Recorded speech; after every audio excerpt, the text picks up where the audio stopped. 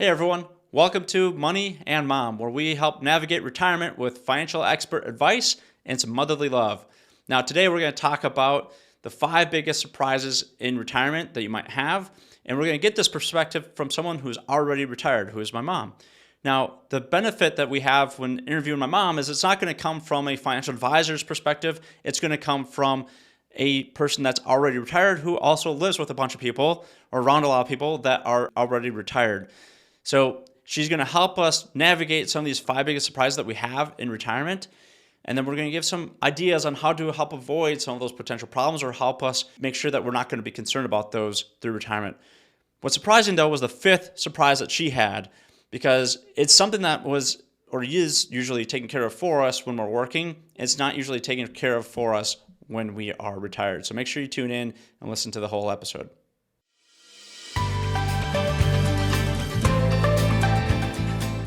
Hey everyone, welcome to Money and Mom, where we're going to help navigate retirement with expert advice and motherly love. So Mom, welcome to our first podcast together. I know we've been talking about this for a while, but I think it's important because it's going to give a different perspective to retirement planning. There's a lot of different podcasts around financial planning or retirement planning, and it's only from the financial advisor's perspective. It doesn't ever come from the retirement person's perspective. So I think what's going to be fun about this is you and I can talk about the retirement and what it means to you, and also on the financial planning side, because I know I help you with the financial planning stuff. I know Dad has helped with that for a long time, and I know this is going to be important for other people to understand how it's going to help them and not just come from a financial planner's perspective. So welcome. Thank you. So today we're going to talk about the 5 biggest surprises that we had when we retired. And I think your scenario is really great just because technically you're not retired. I mean, like if we want to put like a technical term to it, I think you've never really retired. I think a lot of people struggle with retiring, like actually retiring, like they want to keep busy. But we're going to talk more like not just retiring, like away from the job so much. We're going to talk about the financial side too.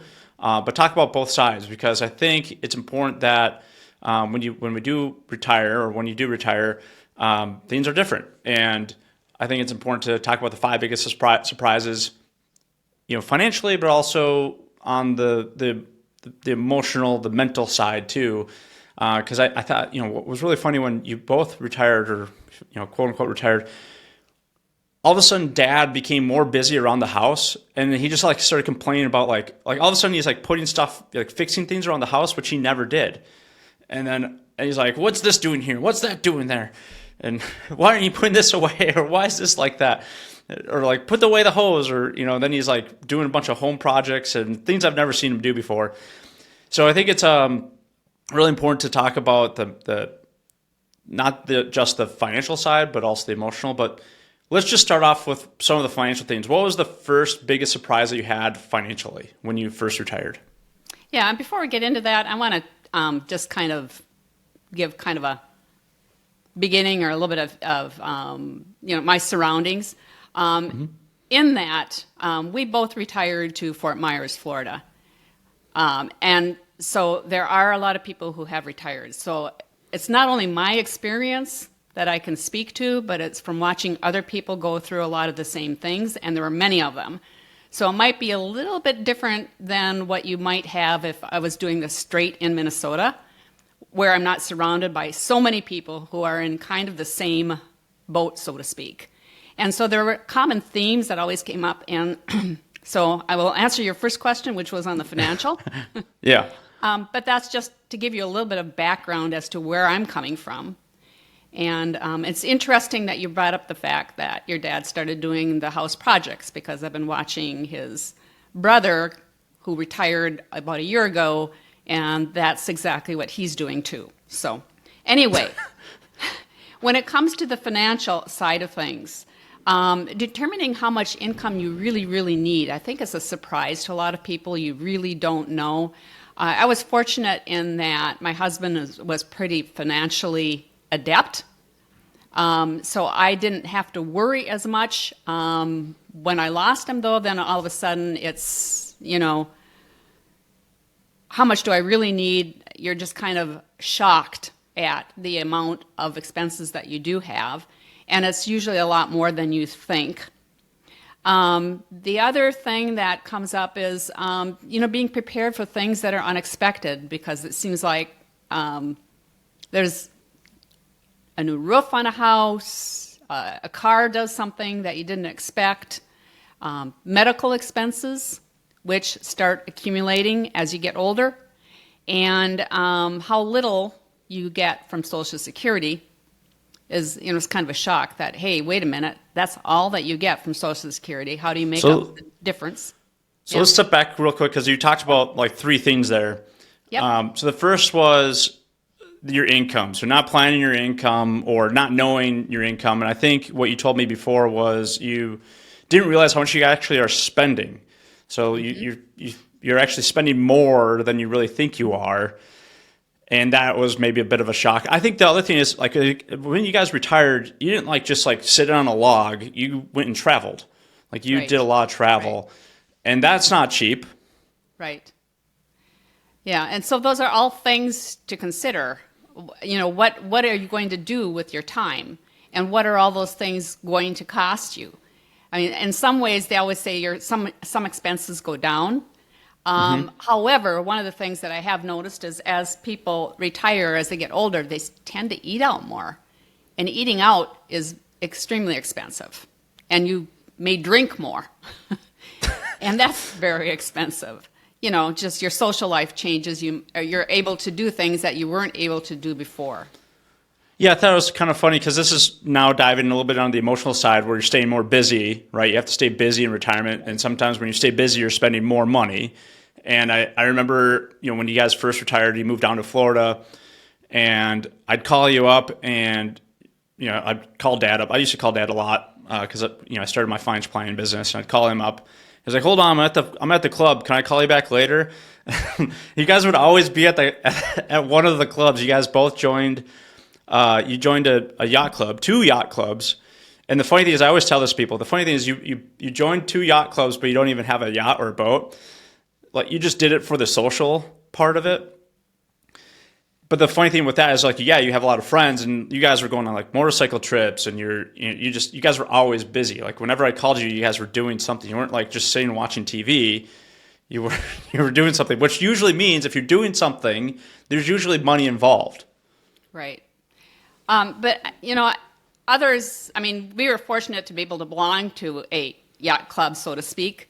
Other people belong to do church events, and the common comments that I've heard is that a lot of people, when they first retire, they're busier than they ever were before because they're doing more of those kinds of things.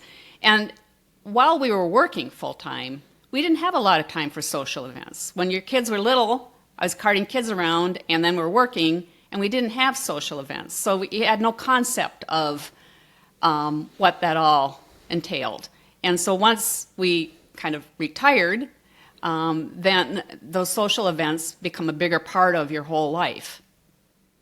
So so let's just go back. So the first biggest surprise was how much money you're actually spending, or the income planning.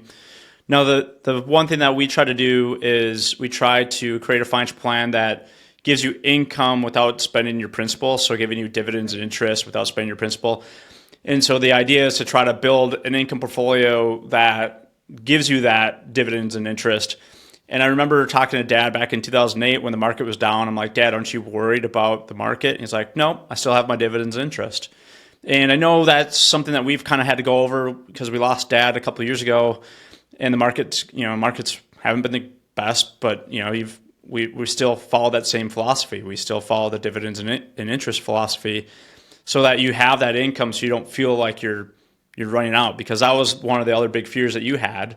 Yep. Was running out of money. Now, that's the number one fear that people have, but I don't think people really can put it down into they can't really narrow down why they feel like they're going to run out of money.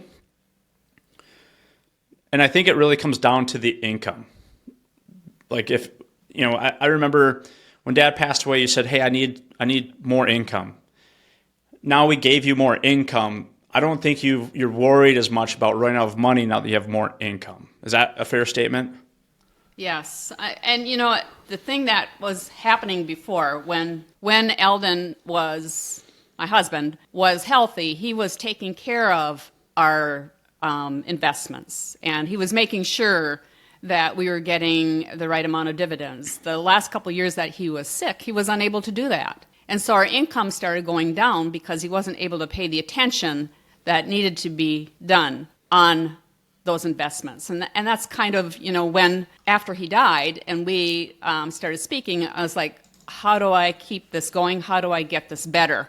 Was my big concern, because I knew our expenses are always coming up, and I knew it needed to get back to where it had been when he had been really healthy and paying attention to the income. So that kind of leads us into the second, biggest surprise that you had, which was the unexpected expenses. Mm-hmm. And some of these things are probably pretty cliche, right? I mean, I feel like it's like a broken record. People always say these things, and you hear financial advisors say these things. I think it's just different when I hear it from you, because like I know how much money you have. I feel like you're financially stable, but you still worry about those things. Yes, it's hard to get. I'm less worried now that I have a better picture of what all the expenses are. I have a better idea of all the things that are going to happen. But the other thing that happens to you when you retire, you probably have been in same house for a long time. And that's when, as you retire, medical things start happening to you, but then stuff starts happening to your house too, where you need a new roof, or you need, something like we had the stairway kind of fall away from the side of the house, so you have to get that fixed. Painting needs to be done, those kinds of things, because your house is older. Or things like just things like the dryer going, and, all those kinds of things. Yeah, so, I mean, I'm in a rather new house, and my dishwasher already went, and we had to replace our dishwasher and our refrigerator. But so those things always come up. I also know, when you had an issue where your house kind of flooded over the summer in Florida, where you had to replace. You had insurance cover it, but then you also put some upgrades into it at the same time. So I hear a lot of our clients, they'll now that they have the time, they start to look at upgrading their home, because they're saying, hey, you know what? We are going to stay here for the rest of our lives. We do want to make it nicer. The kids are out of the house, and so then they kind of upgrade things, or they remodel their kitchen or the bathrooms and that kind of thing to kind of make it a little bit more pleasant to live and stay there. So those things come up. The other thing that is probably more, hits home more to us is probably the medical expenses. I know you mentioned that also before I stopped you. I think when Dad has always talked to us about money, his biggest reasons why he saved money were, one, to make sure he could provide for any medical surprises that came up, and also to help, create memories, not to leave money behind, but to create memories, or to be able to spend time with the family. But medical expenses, I know, are, you're still hobbling around right now. You've been going through something for 5 months where your ankle's been hurting. You had the fracture. Now your knee is hurting. And, I don't know what those bills look like, but I know that, when Dad had cancer and stuff, that stuff was way different. You guys went down to Arizona. You were staying in a condo, renting a condo so you could get special treatment from someone down in Arizona. All that stuff costs money. And I think some people don't think about they might think about the major expenses that might come along, and they just say, well, by that time I'm going to pass away, right? But there's also the little things like what you're dealing with right now. Mm-hmm. The long-term things, the extra things that you might have to, a lot of it is covered, through the insurance and whatever, so you don't have to worry about that. But there are things that make it easier for you if you can cover some additional things. Like when I was in Florida, for example, I was able to have somebody come into the house and help me for a couple of weeks, when it was hard to get around. And that was not covered. And it was nice that I was able to do that. That would be some of the extra expense that you would have there. Now, as far as the medical expenses, so far most of them have been covered, but anything additional that might make my life easier isn't. I know you also mentioned drug costs. That was probably surprising. Yes. Yeah, and quite frankly, and probably everybody who is of retirement age know that drug costs can be really astronomical, and a lot of the ones that I have are only partially covered. So you might have like a $300 drug, that you take. You take 3 pills every day, and it's $300 every time you have to refill it, and or even more depending on the type of drug, and that's hard to prepare for. Yeah, because that's stuff that can just come up randomly. You don't really plan. Right. You might be healthy going into retirement. You don't have those drug costs, and then all of a sudden they can come up. I think so. You mentioned the extra expense as far as having someone come in. I think that goes back to, again, the income. I feel like you were able to hire somebody to come in and help, the extra PT, because you knew you had the income. I think I don't know, but I think that if you didn't know you had that extra income coming in or that income coming in, I don't know if you would have felt comfortable spending that money to get the extra help. I would not have. And I even kind of questioned it, even though I knew I could. I kind of put it off because it seemed like kind of a waste. But eventually it got to the point where, I kept hurting myself. So it was like, I got to do something. I fell on my crutches, so I broke my knee. I fell again. So, that kind of thing. So then it was kind of saying, hey, wait a minute, you need a little bit of extra help. Yeah, it wasn't. So yeah, you need that little bit extra help. I mean, when Dad was around, and Dad was sick, you were the one doing everything, right? You were doing the laundry, Right. helping him out, and Right. making his meals. He didn't have to worry about it. Now that you're alone and you're down in Florida, it's hard. We're up in Minnesota. It's hard for us to help you, unless we're flying down there constantly.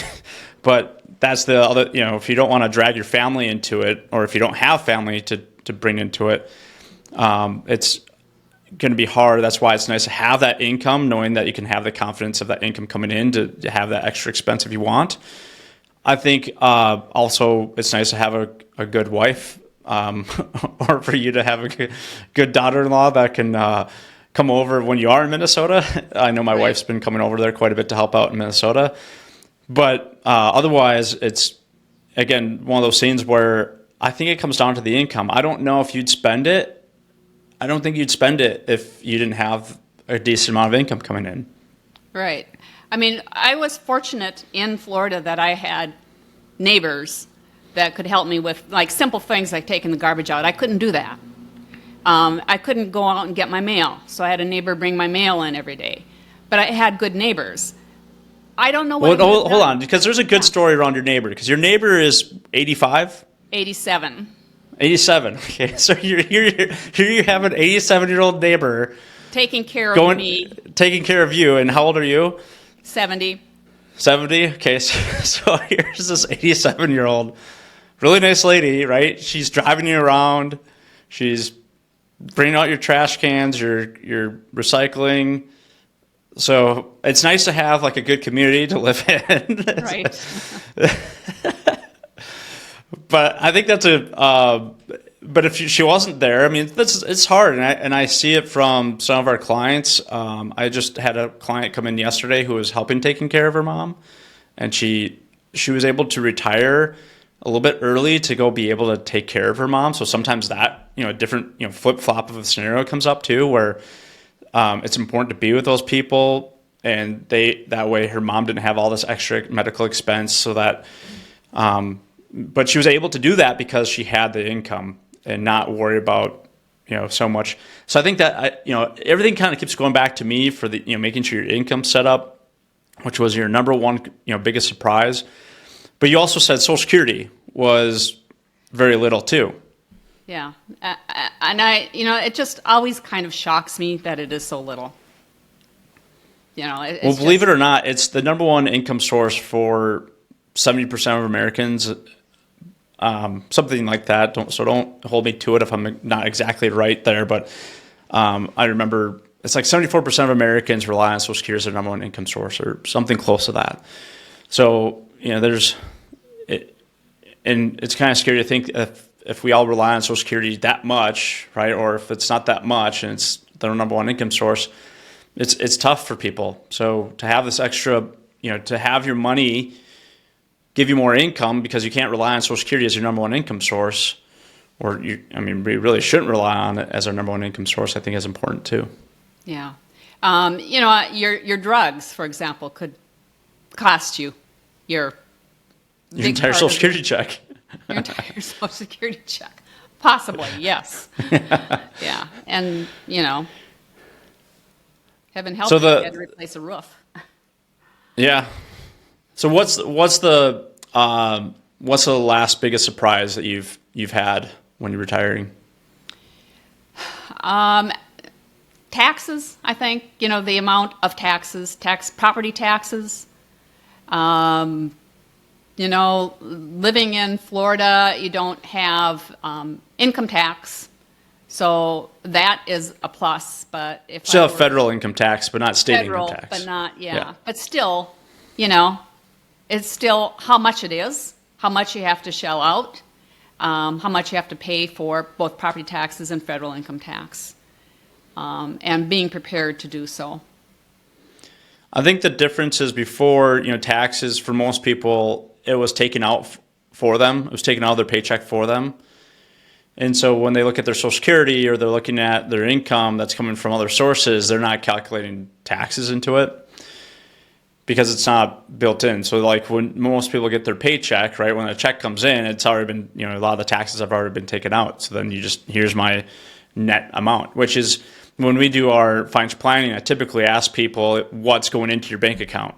Not so much how much are you making, but what's going into your bank account. So that way we can plan around how much income are you used to getting, and is that a comfortable lifestyle for you? So we have the 5 biggest surprises as far as financially. There's also some surprises when it comes to when we emotionally, and I think what we should do is do our next episode on kind of the 5 biggest surprises emotionally or mentally that we need to do to make sure that we don't become a vegetable, don't become bored, live a longer life that we are happy with. And I Dad wrote a book. I have it back here. And one of the biggest things that he said, the last page, it says, I don't know if it can get any better than the life I've had. I'm very grateful. After my first diagnosis of cancer, I wrote a letter to CFG employees titled "To the Wolves of the Pack." I listed some of the items I would change. I said I would get angry slower, forgive faster and easier, and make love more often. I think I've improved most of those changes I wanted. What would I change now? I thought about an answer to this for several days. I don't have an answer, which means I'm satisfied with my life. It doesn't get any better than that. So I thought, that always hit home, and I always thought for myself, that I hope all my clients or all the people that we talk to through this podcast, through the videos, through all the content that we do, I hope that people can say the same thing, can say that they're satisfied with their life and it doesn't get any better than that. So I know, it's for you, Mom, I know it's not easy to always talk about Dad because we miss him. But I think that's that last part there is pretty important, and I think it's kind of why we wanted to build this podcast together and give a different perspective and something that people can hear from other people that are retired and where they can also know what to experience or potentially experience and then be prepared for it. I agree. Well, great. Well, until next time, Mom, I look forward to it. And we'll talk about the 5 biggest things that you need to be prepared for retirement mentally. All right. Talk to you then. All right. Bye. Bye.